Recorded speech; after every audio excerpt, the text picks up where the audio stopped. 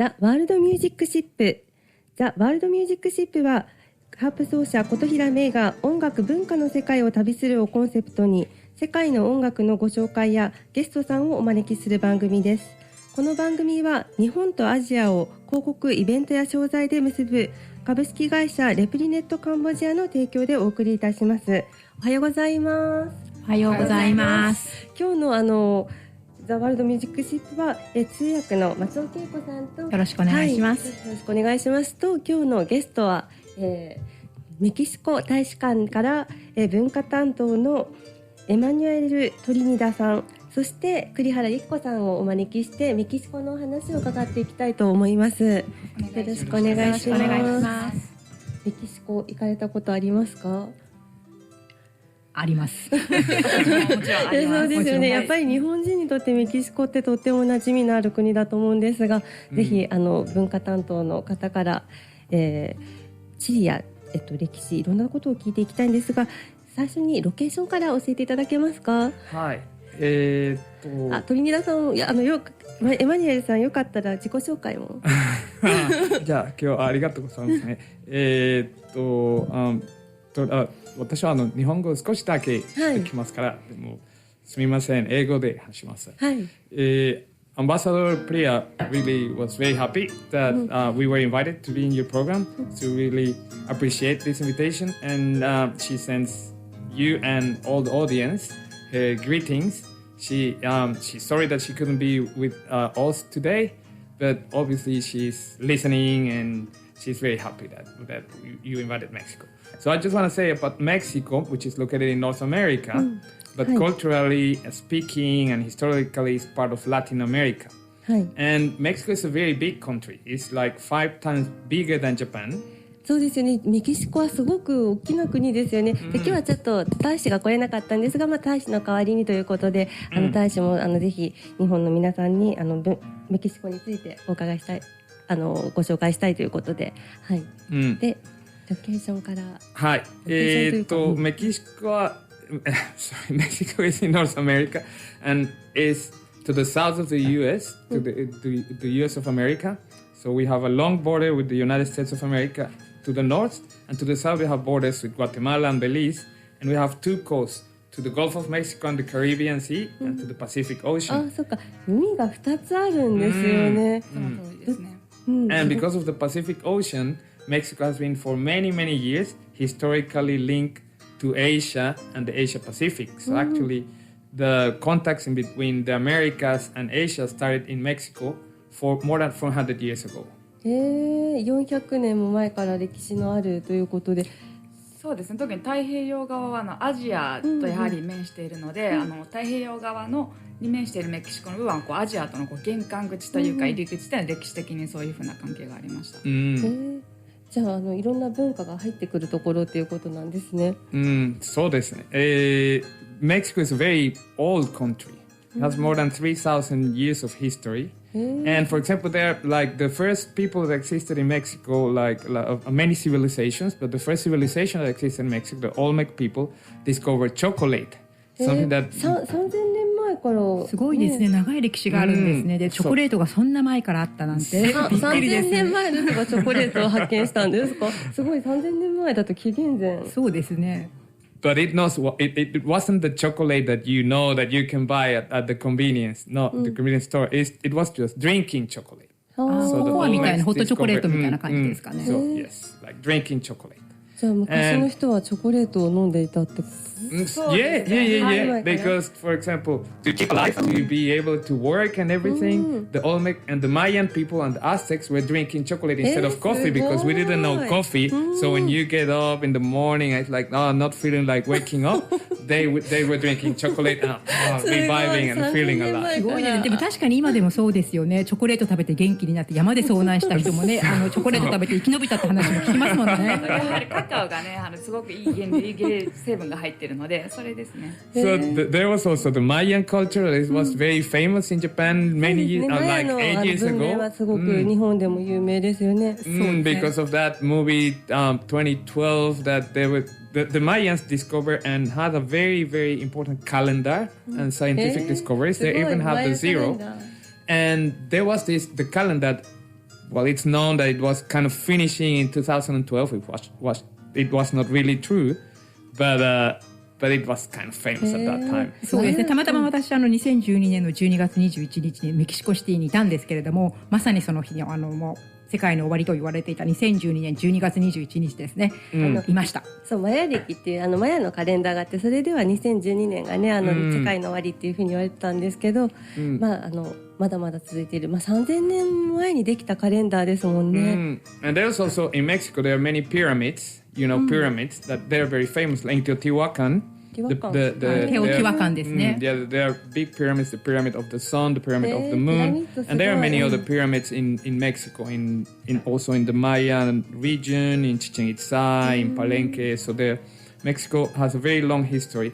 But then the Aztecs were very famous because they founded Mexico City in a place where they found an eagle eating a snake on top of a cactus. どういうこと？たくさんのピラミッドがあって、たくさんのピラミッドもありますし、エジプトのイメージがありますけれども、メキシコにそんなにねピラミッドがあるっていうのは分からなかったんですけど、でまたその場所のあれですよね、ワシですか、イーグル、ワシが何ですか、スネークを加えて、それ食べてる加えながらそこのサボテンの上にいるみたいな、そういうの発見されたんですよね。そういう彫刻か何かなんですか？ですね、これは国旗の話にも入ってくるんですけども、やはりその古代文明がたくさん、一つの古代文明ではなくて、その歴史を通じていくつかのこの古代文明文化っていうのが成立してきて、そのうちの一つがやはりアステカ帝国という大きい帝国を築いた、それは一つなんですけど、そのアステカのその伝説の一つに、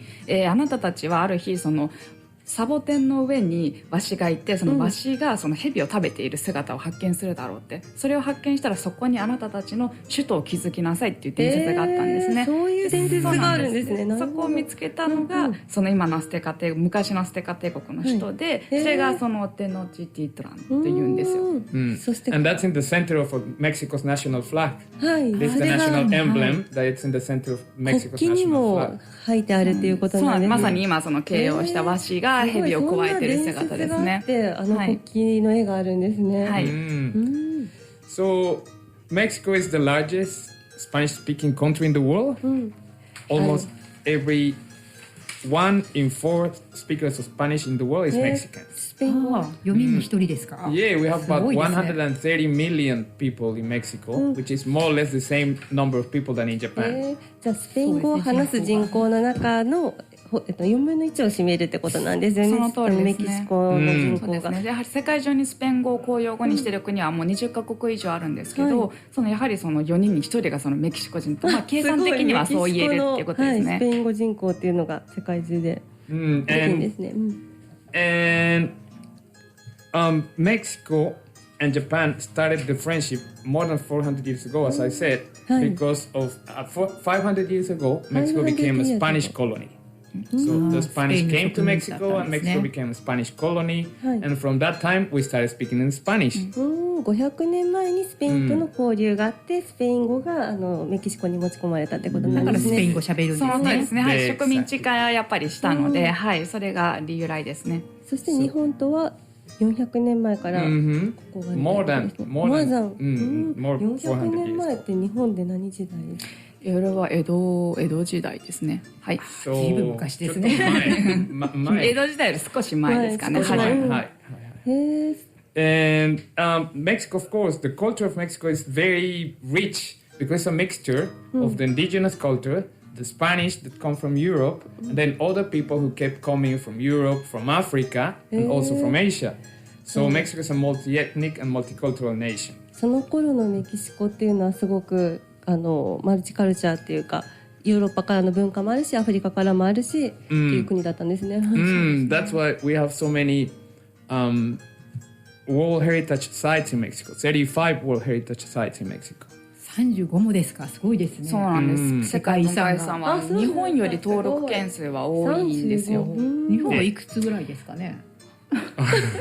登録件数ランキングだとメキシコが今7位ぐらいで、日本だと11位とかなんですよね。なのでかなり件数的には日本よりは多いんです。それは楽しみですね。行きたいですね。ぜひ。見どころがたくさんだし、But we also have elements of what is called intangible cultural heritage. 無形文化遺産ですね。 not things that are seen, but things that are part of the culture. 無形文化遺産、そうなんですね。そうやって文化だったりっていう形のないものもあるんですね。おっしゃる通りです。And among those are the Mexican cuisine, which is the Mexican food. It's becoming very popular in Japan. You can eat tacos, particularly in summer.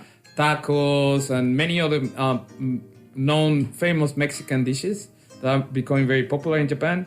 Also the Day of the Dead.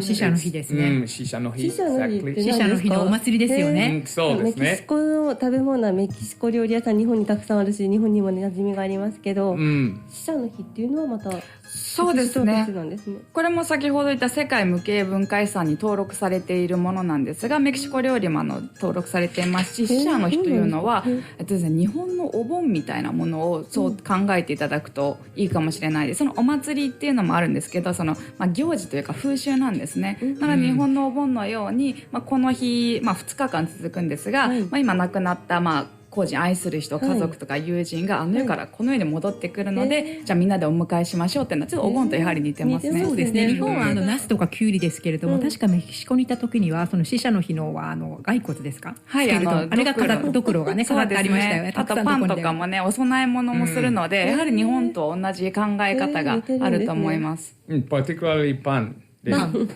For 死者の日パン。Mexicans love that.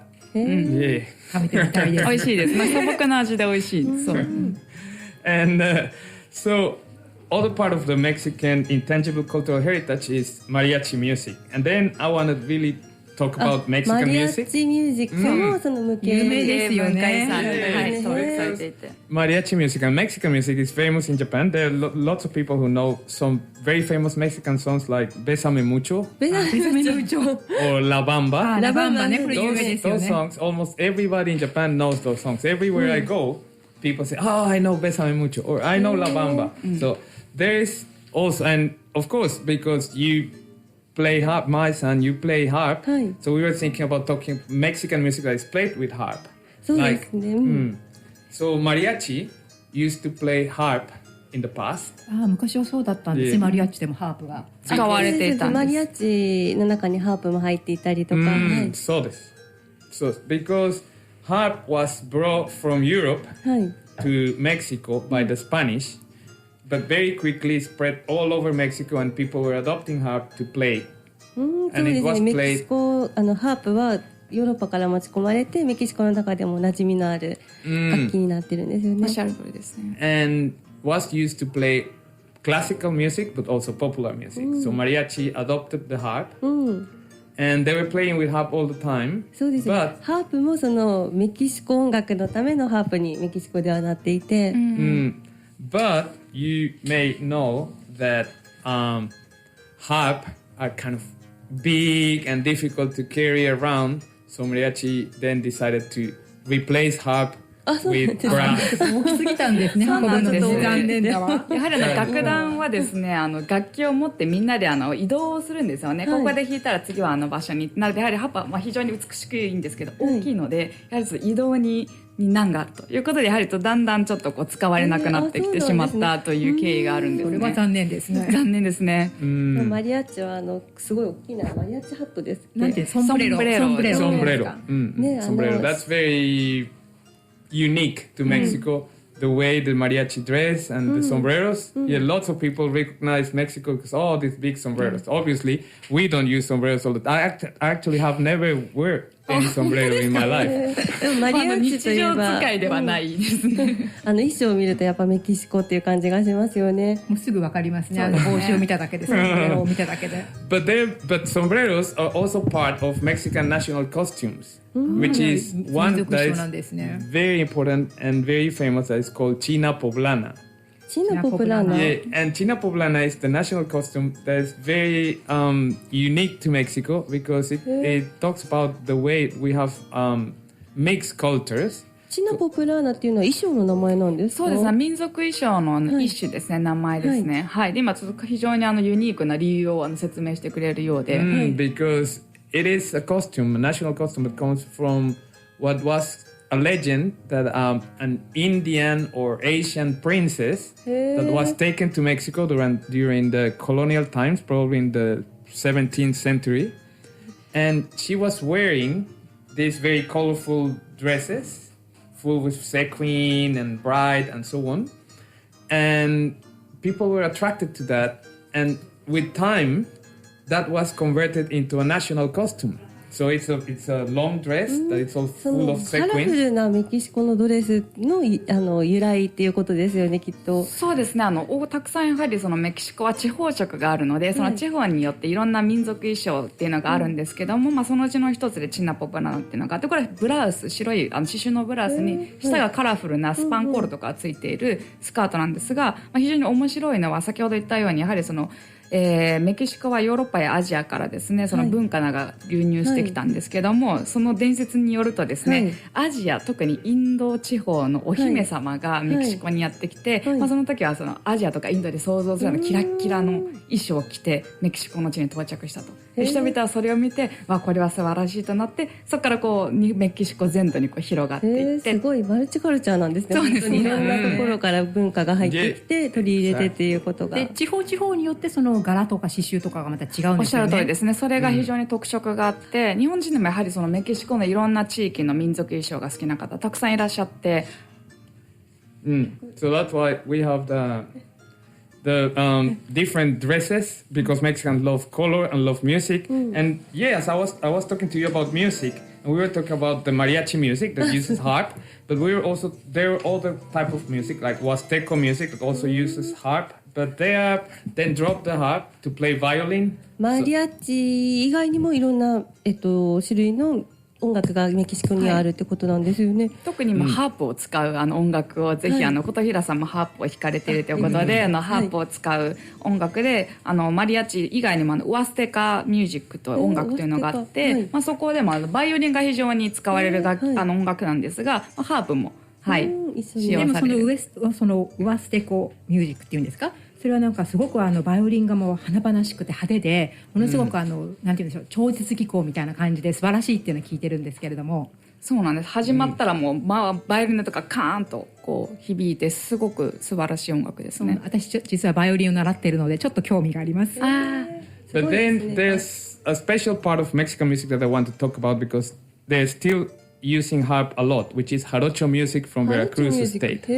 And it's very special for me because jarocho music from Veracruz is my home region. It's the music that I know since I was a child, and it's the music that I love. So jarocho music is from Veracruz state. ベラクルスの地方に伝わるのがハラクレチョっていう音楽。そうですね。大西洋とそれからカリブ海の一部に面している州なんですよ。帽子をこうしながら踊るようなんですね。そういうのもありますね。はい。The Veracruz is on the eastern coast of Mexico. Used to be the main port of Mexico, communicating with Europe and through colonial times with the Caribbean, and it's very multicultural. And because of it's very multicultural, jarocho music is kind of a mixture of indigenous, Spanish, and African music. And in jarocho music, harp is still used a lot. And probably the most famous song in jarocho music is La Bamba. ラバンバ、それもみんな知ってますよね。ハローチョミュージック流してもらうことはできます。ありがとうございます。ちょっとラバンバも聞きながら。Yep.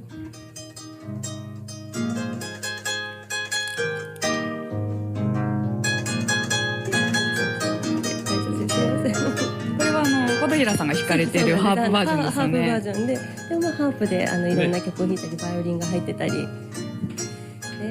ハロチョっていうのは踊りも一緒に踊りながら。Particularly La Bamba is danced in weddings, and the bride and the groom dance La Bamba and then make with a ribbon.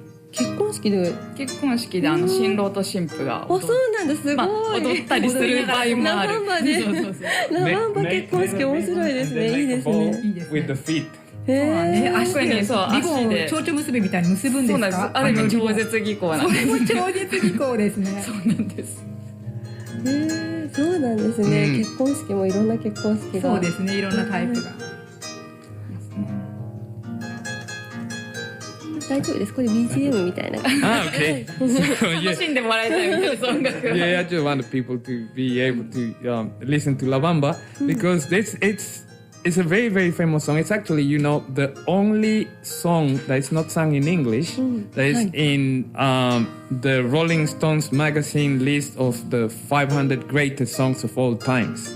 So all those 500 songs, 499 songs are in English, and La Bamba is the only song that is not in English. It's in Spanish. ローリングストーンズ氏が選ぶ最もその素晴らしい曲の500曲の中で英語じゃないものはたったこの曲だけなんですよ。すごい唯一です。唯一の英語以外の。そうなんです。Because it became very famous in the United States in the 50s and the 60s and then in the 80s again. So it's the only song included. 日本でもスペイン語で。そうですね。ああ、そうですね。ラバンバって日本スペイン語でそうですね。But actually, the name Bamba comes from Africa. It's an African word. 言葉なんですね。Yeah, so that gives all the idea of how multicultural Mexico is. いろんなところから文化が来て、この曲ができてるんですね。Exactly. We have cultures and also gives the idea of how colorful because Mexican people love color, love music, and yeah, so it's very important for us. So I also want to invite everybody to check the culture of music visiting the Embassy of Mexico social media accounts in Facebook, in Twitter and Instagram. メキシコ大使館はそのツイッターだったりとかフェイスブックだとかいろんなところでメキシコの文化を発信されてるんですね。はい。But also in our YouTube channel. YouTube チャンネルもされてるんですか？すごいですね。Yeah, we're creating lots of content for people to know more about Mexico. エマニュエルさんも出てるんですか？出演されてるんですか？ YouTuber みたいになってます。YouTuber なんでそこまではいかないんですけど。じゃあぜひ YouTube チャンネルはどうやってこう検索すれば出るんですか？メキシコ YouTube とか。メキシコですね、ちょっとスペイン語になってしまうんですが、エンバハーダでメヒコ、エンバハーダでメヒコって調べていただくと出ます。日本語でエンバハーダメキですね、もしよろしければソーシャル SNS に入っていただけましたら、その YouTube チャンネルのビデオを2日に1回ぐらいずっと上げてるので、そこからリンクで飛んでいただくのが早いますね。本当に YouTuber ですね。But in Japanese you can look for our Spotify account 在日メキシコ大使館。Spotify のアカウントもあって、それでも発信をされてるんですね。And then you can listen lots of Mexican music. そこでたくさんのね、メキシコの音楽 Many playlists of Mexican music. Spotify 聞いてみます。そうお願いします。音楽を通してメキシコの文化を知ることができるということなんですね。はい。ありがとうございます。今日はメキシコ大使館から文化担当のエマニュエルさんにお越しいただき、たくさんの文化について、メキシコの文化についてお話しいただきました。はい。No, thank you for the invitation. We are always very happy to come and talk about Mexican culture and invite everybody to listen to Mexican music, look for Mexican culture, eat Mexican food, and when possible, in the future, go to Mexico. はい。楽しみたいと思います。じゃあ、ありがとうございます。ありがとうございます。では皆様ぜひ今月はメキシコの、建国記念日月なので、メキシコの料理を食べたり音楽を聴いたりメキシコを感じる日常を送っていただけたらと思います。